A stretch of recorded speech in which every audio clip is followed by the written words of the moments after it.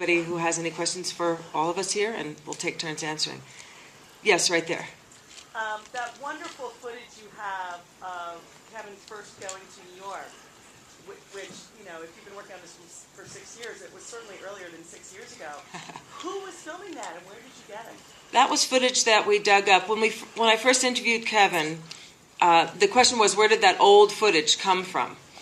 When we first interviewed Kevin, he told us that he had been on a show as a boy called Big Blue Marble. I don't know if anybody remembers it. And he was one of the subjects of a segment of Big Blue Marble.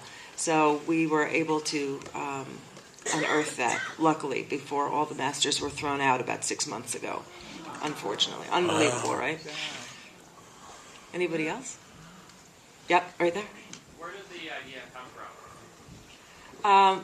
James used to work at Sesame Street, and long story short, he was on the set one day, and it sort of came up with the idea. He called home and he said, you know, this might be a great thing to do, and I got Kevin's assistant's phone number, and we went out for lunch. It was a long lunch, and he talked about his life, and I just thought this would be great.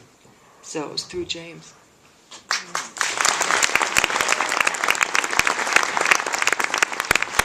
Right here? I had a question. What happened to Kermit Love?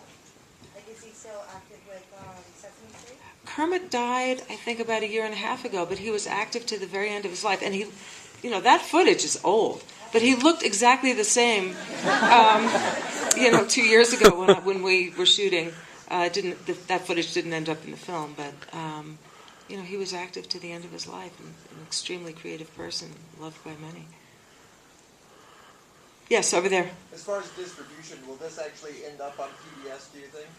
We don't know yet. We want it to be seen as widely as possible. That's our goal. So, you know. Yes, it will. Oh.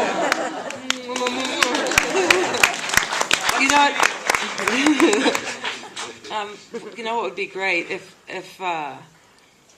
you wanted the distributors, the buyers, to see that you're interested in getting it out there, would be going to our website, which is beingelmo.com, and tweeting or twooting or Facebooking or whatever, like I'm old for this stuff, but this is what I'm told we're supposed to be doing.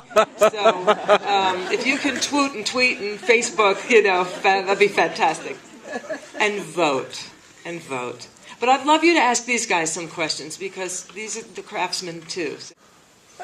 Yep. For the editors, what did they leave on the floor that you really hated not putting in the movie? Guys, you want to repeat the question? He asked for the editors, what did we leave on the cutting room floor?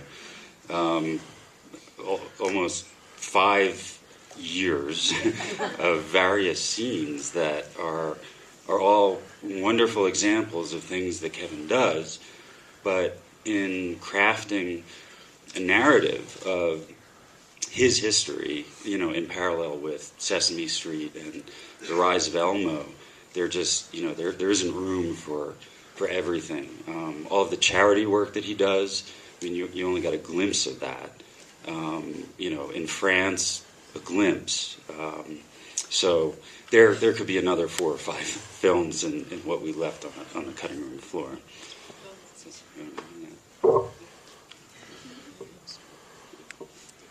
Can you put it all on the DVD?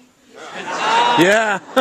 Wouldn't that be cool? We have so many outtakes and things that, we just found out about this, that we were going to be, that we were selected for Sundance right before Thanksgiving, and the film had a lot more work to be done. My hope was to have a lot of outtakes in the tail credits, but we didn't have time. But, that's the kind of thing we really want to get a lot of stuff in the special area of the DVD, really pack it in. You also only got a very, very brief glimpse of how children react to Elmo live, because you saw a little bit of that. Some of it was actually filmed in New Orleans post Katrina, which was also a lot of footage. But at book signings or at visits, when a room of children sees Elmo, it turns into pandemonium. And that was also footage that was really difficult for us to leave on the cutting room floor, but you got a small taste of it.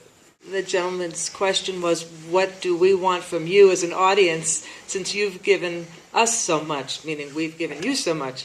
So, gee, Phil? Just turn that little forward. Vote, please. Twitter tweet. Yes, sir.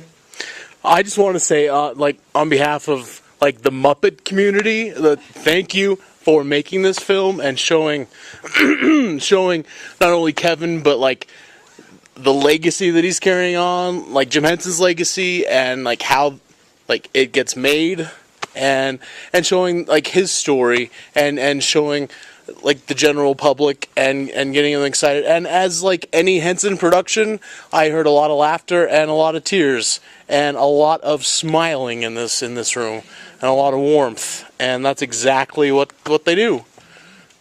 Well, thank you very much. I have to say, you're talking for the sort of the Muppet community, the Muppet geek community, if I may say. Yeah. Fans. I hope you and all your friends and all your colleagues also feel the same way. We really just felt, oh man, talk about things we got left out. There's a whole other story about this world of people of all ages who are just hardcore fans for Jim and all the Muppets. And when we were making it, we were like, oh, they're so going to nail us. They're so going to be like, you left out. You know, he does the baby Sinclair on dinosaurs. He does Splinter and Teenage Mutant Ninja Turtles, a lot of other things. Just so much left out. So thank you very much, and please tell all your friends to come down. Thank you.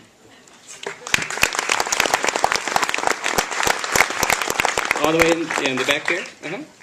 Yeah. I wanted to say everybody's touching on the Muppet aspect, but something that I thought was invaluable in this film, and I really hope, I don't know if there's any judges or anybody here today or distributors, but I really hope someone can get this out, because the kids and young people need to see that if you work hard on your dream and you pursue it, you can make it. And this is a real life story of someone who came from very little means, Yeah. who was able to make their dreams come true, and is now in a position to make others. And I think so many kids feel lost now, Yeah. and young people getting out of college, like, what can I do? It's never too late for them to pursue their dreams, so I think this is such a glowing example. And you guys did a wonderful job putting that together, so I Thank you. want to distribute it. Thank you. Thank you. I'll say one thing real quick. Well, I had the unbelievable pleasure and pressure and weird. I sat next to Kevin last night at our screening, and sat next to him through the whole thing.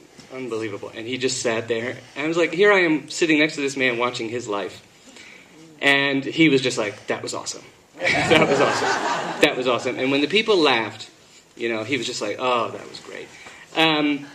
And he bawled all the way through it. Just like, oh, whenever his mother would come on the screen, you go, oh my God. But I said to him, and then he voted, and he did vote for. I'm just going to tell you. And you should too. And I said, how does it feel to vote on your own life?